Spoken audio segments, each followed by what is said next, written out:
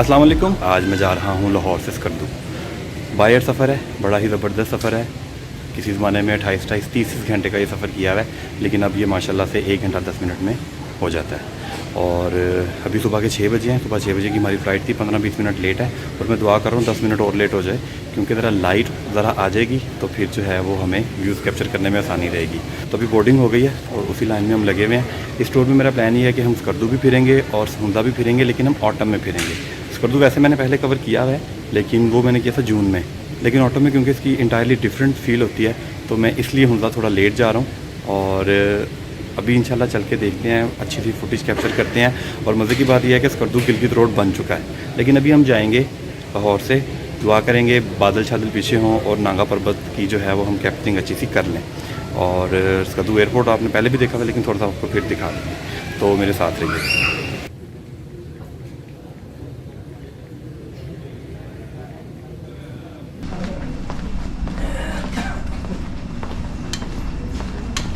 आधा घंटा हम लोगों ने वेट किया है और 50-50 हो गया था प्लान कि पता नहीं फ़्लाइट जाती है कि नहीं, लेकिन एकदम से ऐलान हुआ कि दी जा रही है।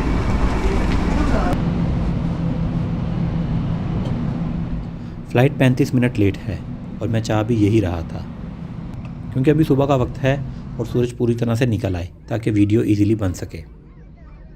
आज अक्टूबर की 9 तारीख है, इसलिए सुबह 6:30 बजे भी पूरी तरह से दिन नहीं निकला। लोगों की सेटलमेंट में तकरीबन 25 मिनट लगे और अब 7 बज चुके हैं। जहाज़ ने आहिस्ता आहिस्ता टैक्सी करके मेन रनवे की तरफ जाना शुरू किया। मेन रनवे पर पहुंचकर पायलट ने अनाउंसमेंट की और क्रू को बताया कि वो अपनी जगह पर पहुंच जाएं, क्योंकि वो टेक ऑफ करने लगे हैं।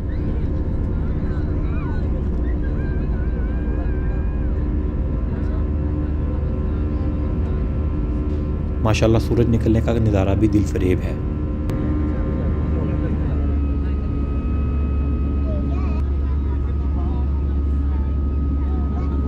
जल्द ही ज़मीन नीचे से गायब हो गई और हम लोग बादलों में सफ़र करने लगे।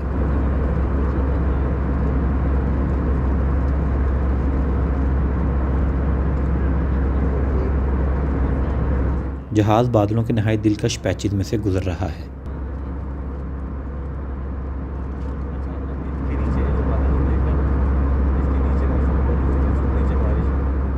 तकरीबन 20 मिनट बाद पायलट ने बताया कि हम लोग नारान के ऊपर से गुजर रहे हैं और कुछ देर बाद आप नांगा पर्वत को देख सकेंगे, क्योंकि मौसम भी क्लियर है।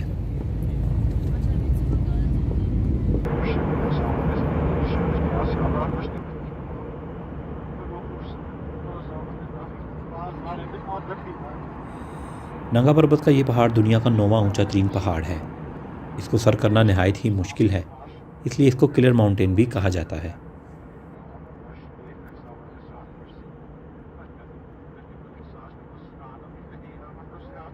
इस पहाड़ को आई लेवल से देखना भी एक खूबसूरत तजर्बा है।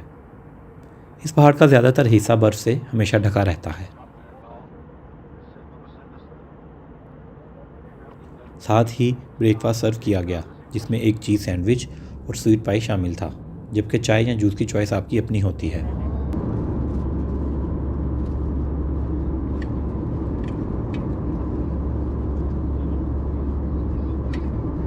नांगा पर्वत के बाद बूंजी या जुगलोट के करीब से जहाज़ ने थोड़ा सा राइट टर्न लिया और साथ ही नीचे आने लगा।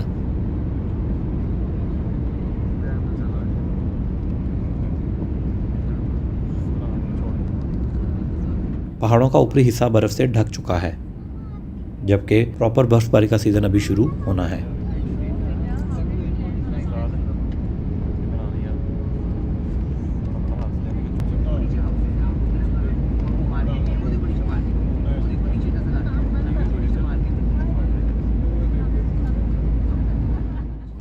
जहाज़ मुसलसल नीचे आता जा रहा था और अब स्कर्दू के मज़ाफ़ाती गांव भी नज़र आने लगे थे।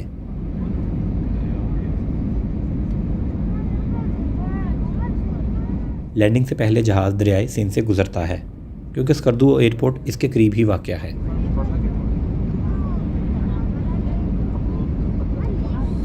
नो डाउट ये खूबसूरत तरीन हवाई सफ़र है, जिसमें आप दुनिया के बुलंद तरीन पहाड़ी सिलसिलों कराकरा और हिमालय से गुजरते हैं।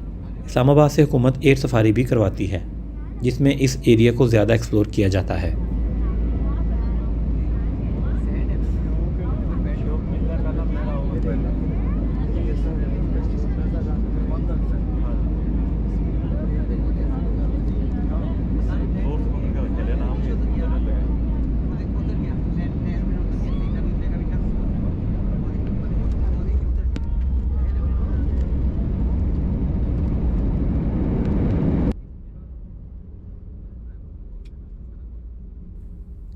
अल्हम्दुलिल्लाह हम लोग खैरियत से लैंड कर गए हैं। हमेशा की तरह पायलट ने कई दफ़ा अनाउंस किया जहाज़ के रुकने और लाइट्स के स्विच ऑफ होने तक पैसेंजर हजरात अपनी सीटों पर ही बैठे रहें, जो कि एज ए नेशन हमारे लिए एक बहुत मुश्किल काम है। कर दिया जाए, अब अपनी नशिस्तों पर तशरीफ रखें। शुक्रिया।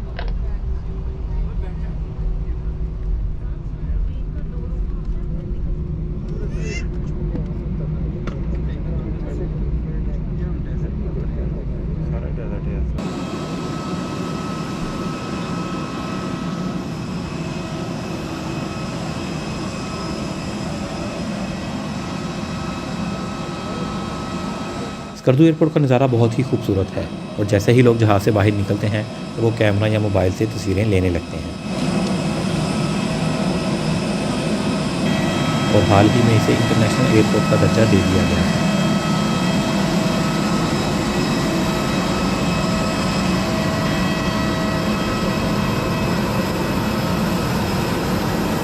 अल्हम्दुलिल्लाह हम लोग बड़ा सेफली लैंड कर गए हैं। मौसम बहुत ज़्यादा ख़राब था और जब जहाज़ नीचे आया है तो उसमें काफ़ी टर्बुलेंस हुई, लेकिन अल्हम्दुलिल्लाह हम इजीली उतर गए हैं। अभी थोड़ी सी सर्दी हो गई है और लोग यहाँ पे निकलते तस्वीरें बनाना शुरू कर देते हैं इस एयरपोर्ट से। सराउंडिंग्स में आपको दिखाता हूँ, पहाड़ों का जो ऊपर वाला हिस्सा है वहाँ पे बर्फ़ पड़ चुकी है ऊपर वाले 20-30% एरिया में, और बाकी का नीचे वाला जो निज़ाम है वो अभी खाली है, ये आप देख सकते हैं।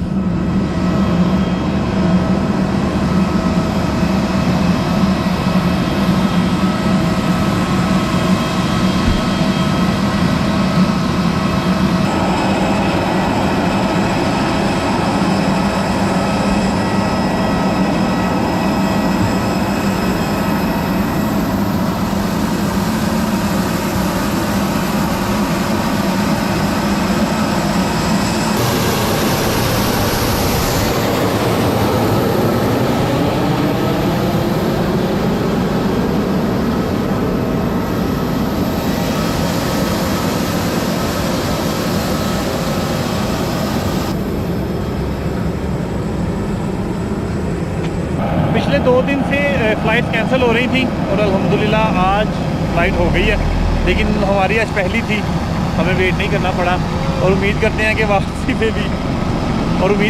वापसी पे भी जो है सिलसिला हमारा ऑन टाइम फ़्लाइट मिल जाए हमें, क्योंकि हम लोग रिज़र्व डे अपने जहन में नहीं बना के आए, प्लान करके नहीं आए। तो ये हैं जी गाड़ियाँ, शटल सर्विस है, ये आपको लेके जाएगी एयरपोर्ट तक, आपका जो टर्मिनल है।